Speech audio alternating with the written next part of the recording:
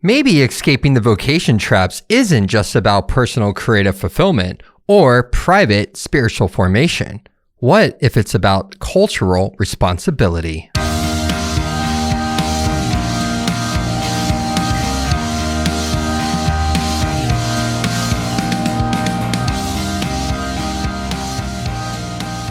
Hello, welcome back to Be Make Do, a Soul Makers podcast, where we explore what it takes to live out your call in the arts with spiritual wholeness and creative freedom. I'm your host, Lisa Smith, here with our producer, Danny BH. Hello, everyone.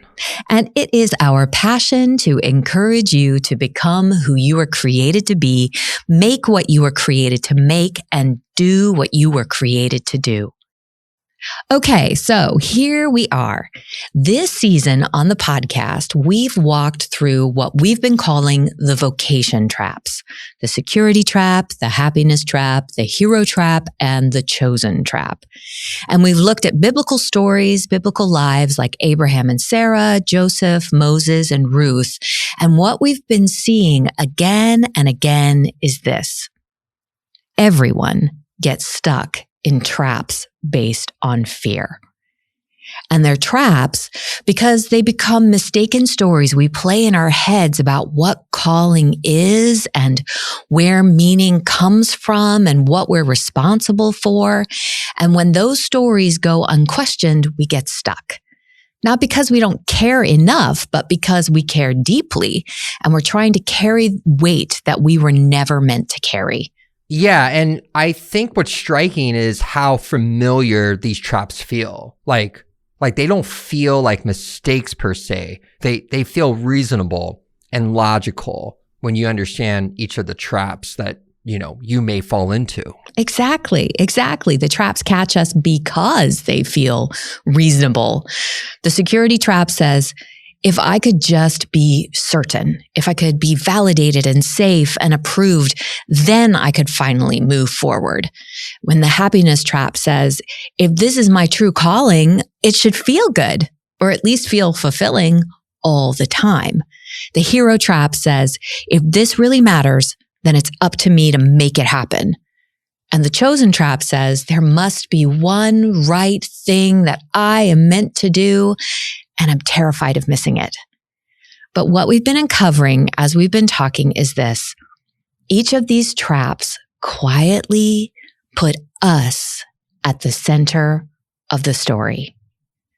My clarity, my feelings, my certainty, my impact. And the biblical calling story asks us to step out of that center, not because we don't matter, but because the story was never about us at the center to begin with. Now, from the very beginning of this series, we've been working with a particular biblical imagination, one that sees scripture not as a set of instructions for self-optimization, but as a story that we're invited into, like a 5-act play, where we have Act 1 is creation, then Israel, then Jesus, the church, and finally the fulfillment of all things. And we've acknowledged that we are not in Act 1, and we're not waiting for Act 3 to happen, and we're not responsible for Act 5. We're living in Act 4, which means this: the decisive work has already been done. The ending is already promised. And our calling is not to control the story, but to bear witness to it. And that's where our freedom comes from. When we live as though the story depends on us, calling becomes insecurity and burnout. But when we remember that this is God's story and that reality itself is held together by God, calling becomes something very different. It becomes participation. It becomes improvisation, even play. Not striving to get somewhere, but learning how to just show up faithfully where we already are. So, I want to end this series by naming 2 concrete areas of practice, not as techniques, but as ways of inhabiting that Act 4 space. And we've seen them in the Bible, in the lives we've been talking about, and really in every artist who sustains a faithful, grounded life over time. This is the key. So the two things are prayerful listening and faithful action in the everyday.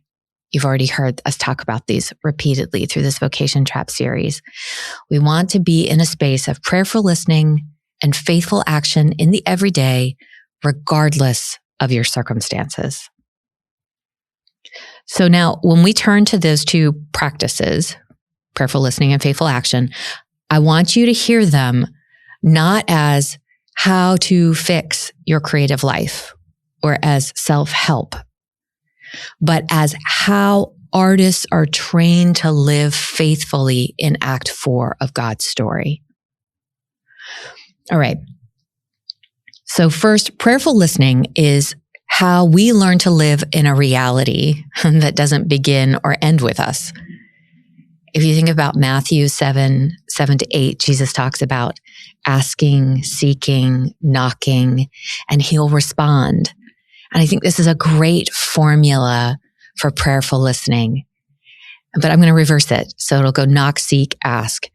So knock reminds us to cultivate silence and solitude, spaces where competing voices just kind of quiet enough for us to notice what's actually moving us. Are we being motivated by what God has put in us, our archetype motivations? Are we being motivated by fear? So knock, setting that space for silence and solitude. Then seek. I can't stress enough the importance of immersing ourselves in the story of the Bible, not just to extract answers, but to learn the character and the story of God so that we recognize God's voice when it comes and we recognize the larger story that we're living in. And then finally, ask, practicing waiting and actually asking God questions. I can't tell you how often I notice myself and other people when we go to ask God something that we forget to ask the question and then wait to listen for an answer. We kind of pose a question and then start thinking through the answer in our own minds.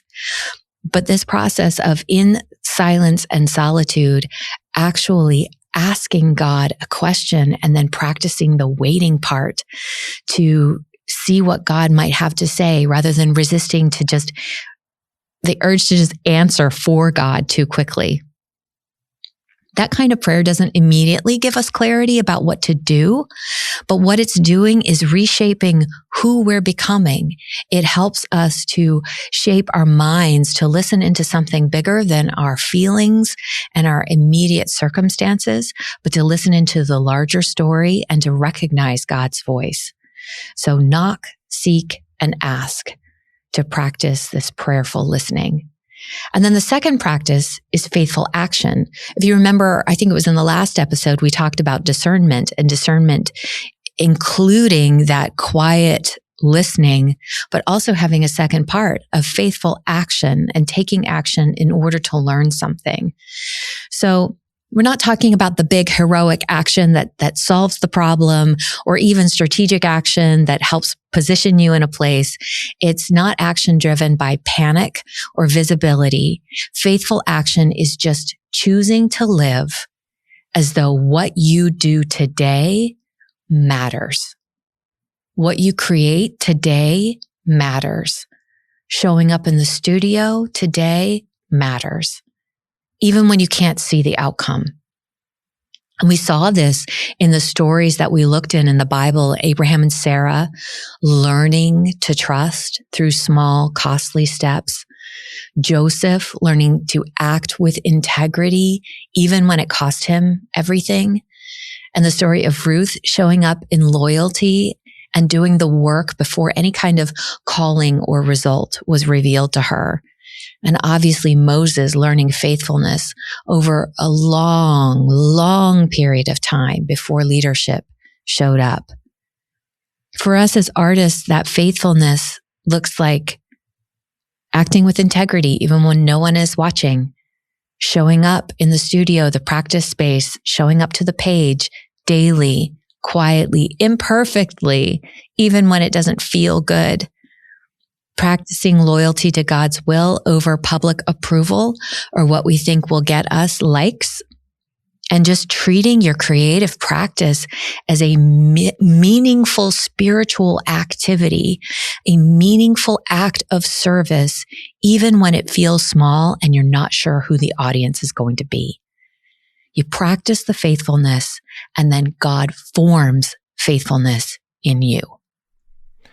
Yeah, I think this is an extremely important part.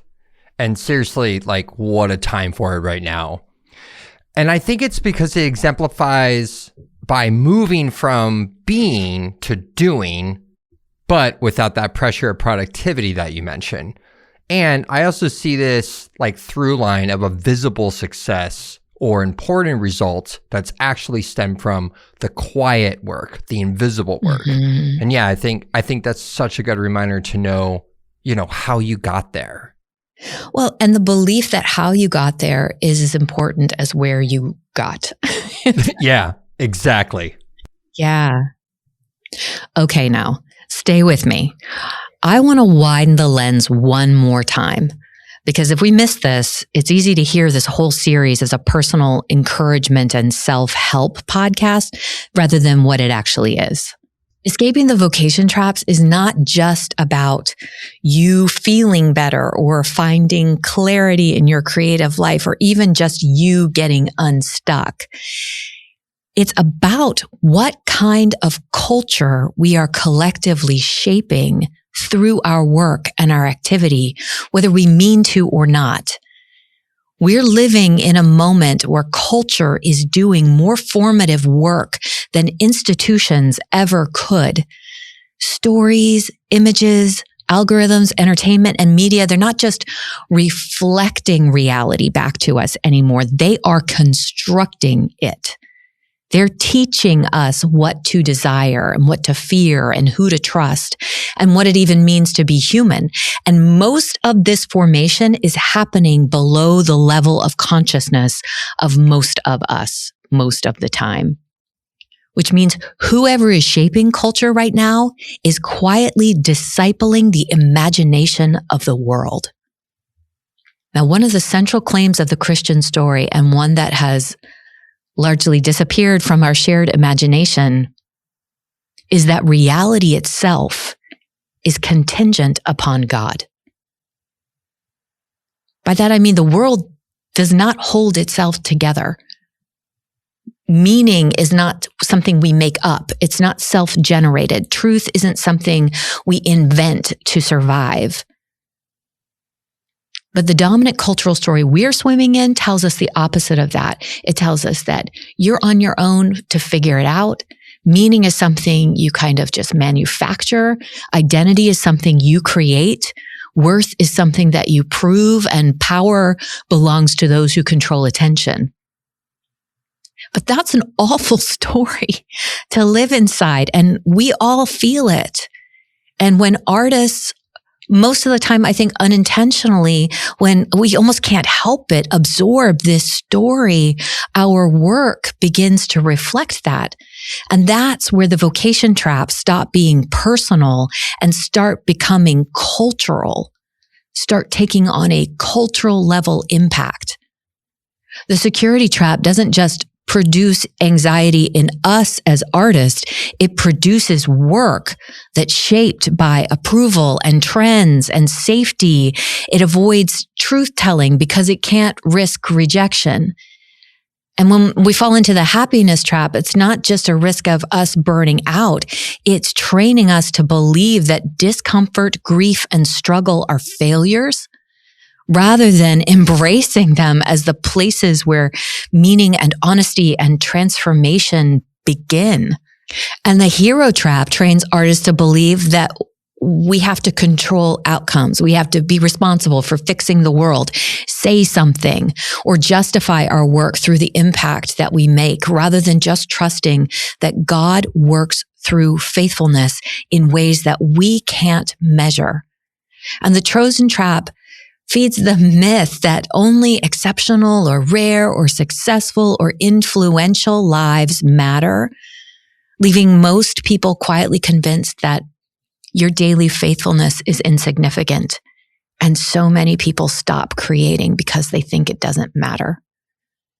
When these traps shape artists, they're not just trapping us as individuals.